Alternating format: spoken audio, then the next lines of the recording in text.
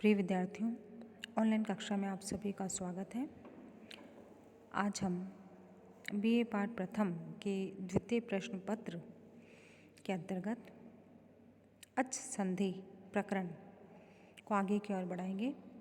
विद्यार्थियों, अच संधि में हमने बहुत सारे सूत्रों को, उनकी व्याख्याओं को, उनके उदाहरणों को देखा है, समझा है। इसी क्रम में हम आगे की ओर बढ़ते हैं और अगला सूत्र है अकः सवर्णे दीर्घः। अक से सवर्ण परे होने पर दीर्घ आदेश होता है। कहने का तात्पर्य है अकार, इकार, उकार, ऋकार या ऋकार के बाद यदि सवर्ण स्वर वर्ण हो तो पूर्व और पर के स्थान पर दीर्घ एकादेश होता है। विद्यार्थियों,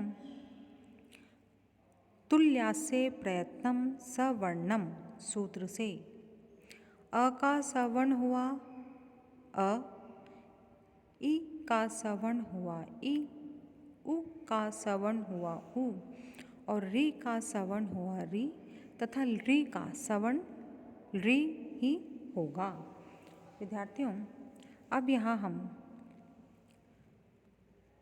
अकः सवर्णे दीर्घः दीर्घ संधि के उदाहरण देखते हैं। दैत्यारिहि, दैत्य प्लस अरिहि, ये अवस्था, इस अवस्था में अकार के पश्चात अकार आया है, यानी य का अंतिम आकार और अरि का आदि आकार, इन दोनों के स्थान पर अकः सवर्णे दीर्घः सूत्र से दीर्घ आकार आदेश होता है और स्थिति बनती है दैत्य आरिहि, दैत्यारिहि। इसी तरह से विद्यार्थियों, श्रीशः, श्री प्लस ईशः, इस अवस्था में श्री के अंतिम ईकार और ईश का आदि ईकार दोनों के स्थान पर अकः सवर्णे दीर्घः सूत्र से दीर्घ ईकार हो जाता है और तब संयोग करने पर श्रीशः यह रूप बनता है। अगला देखें, विष्णु दयः, विष्णु प्लस उदयः, इस अवस्था में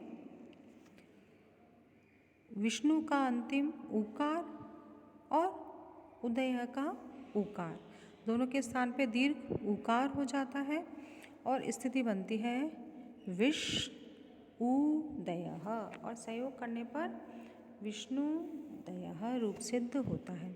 इसी प्रकार से छात्रों, होत्रिकारः, होत प्लस ऋकारः, तो इस अवस्था में अकः सवर्णे दीर्घ सूत्र से क्या हो जाता है होत ऋकार और संयोग करने पर होत्रिकारः, ये दीर्घ ऋकार हो जाता है और इस प्रकार से ये सारे रूप अकः सवर्णे दीर्घः सूत्र से सिद्ध हो जाते हैं।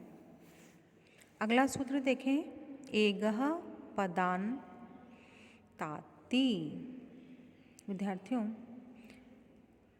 यदि पदांत एकार या ओकार के बाद ह्रस्व आकार हो तो पूर्व और पर यानी एकार और ओकार, एकार या ओकार प्लस आकार के स्थान पर पूर्व रूप यानी एकार या ओकार एकादेश होता है। उदाहरण देखें इसका, हरेव, ये जो एस बना हुआ है ये अवग्रह चिन्ह है और इसका उच्चारण नहीं होता है। हरेव, हरे प्लस अव, इस अवस्था में एगः पदांतात इति सूत्र से हरे के एकार और अव के आकार के स्थान पर एकार पूर्व रूप होकर हर ए व हरेव की सिद्ध होता है। ऐसे ही विष्णु, विष्णु प्लस अव, इस अवस्था में इसी सूत्र से क्या हो जाता है, दोनों के स्थान पर विष्णु के ओकार और अव के आकार के स्थान पर ओ पूर्व रूप होकर विष्णु ओ व विष्णु रूप सिद्ध होता है। अगला सूत्र देखें, सर्वत्र विभाषा गोह। लोक और वेद में, लौकिक साहित्य और वैदिक साहित्य में सभी जगह एगंत गो शब्द को पर में आकार के रहने पर विकल्प से प्रकृति भाव हो करके पदांत के विषय में, अर्थात गो शब्द के आगे आकार आए तो विकल्प से प्रकृति भाव हो जाता है। देखें उदाहरण, गो अग्रम, गो प्लस अग्रम, इस अवस्था में एगः पदांतात इति सूत्र से पूर्व रूप प्राप्त होता है। तब इसका निषेध कर इसे बाध करके सर्वत्र विभाषा गोह से प्रकृति भाव हो जाता है और गो अग्रम ही रहता है। तो उस प्रकार से गो अग्रम रूप सिद्ध होता है।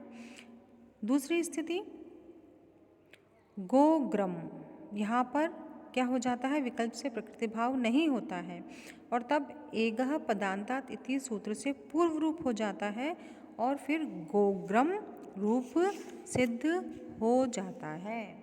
विद्यार्थियों, अब हम चलते हैं अगले सूत्र की ओर। अनेकालशित सर्वस्य, अनेक अलो वाला शित आदेश संपूर्ण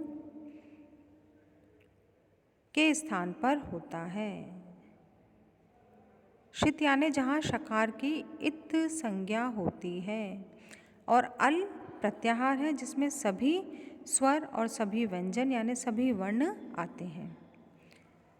षष्ठी के स्थान पर होने वाला आदेश यदि अनेक वर्णों वाला या शित होगा तो वह संपूर्ण षष्ठी निर्दिष्ट के स्थान पर होता है।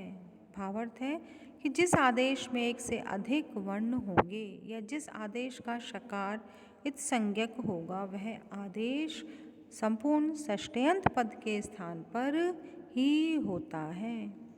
हम उदाहरण देखें, राम ही, राम प्लस भिस, और इस अवस्था में भिस के स्थान पर एस आदेश का विधान किया है अतो भिस एस सूत्र से।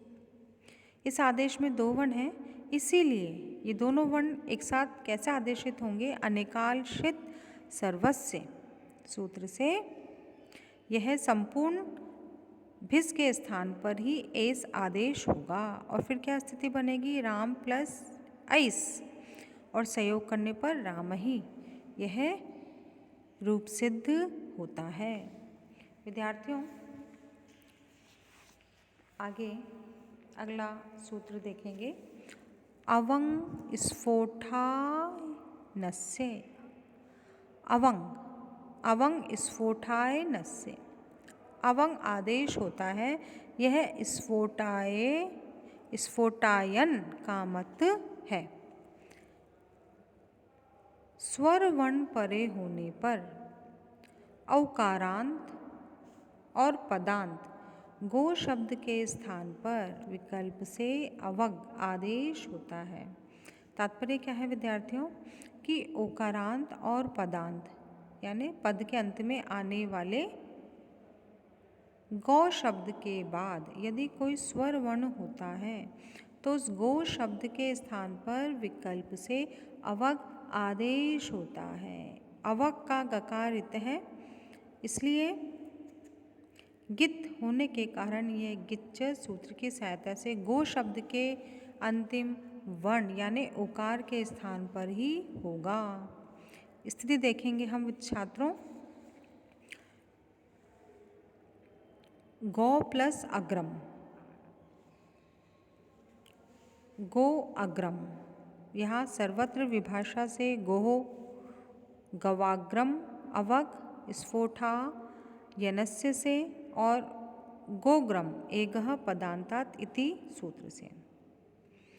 विद्यार्थियों, यहाँ पर देखें, गो प्लस अग्रम में गो शब्द पदांत भी है और उकारांत है और उसके बाद में स्वर वर्ण आकार आया है, इसलिए अवग स्फोटायनस्य सूत्र से अंत्य वर्ण उकार के स्थान पर अवग यानी अव आदेश होता है और स्थिति बनती है गकार अव अग्रम, गव अग्रम यह रूप बनता है।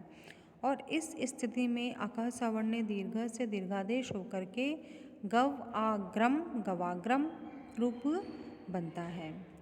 अवक जहाँ नहीं होता है यानी विकल्प से जहाँ अवग आदेश नहीं होता है वहाँ एगह पदांतात इति से गोग्रम और सर्वत्र विभाषा गो से गो अग्रम रूप सिद्ध होते हैं, जिन्हें आपने यहाँ इस व्याख्यान में देखा।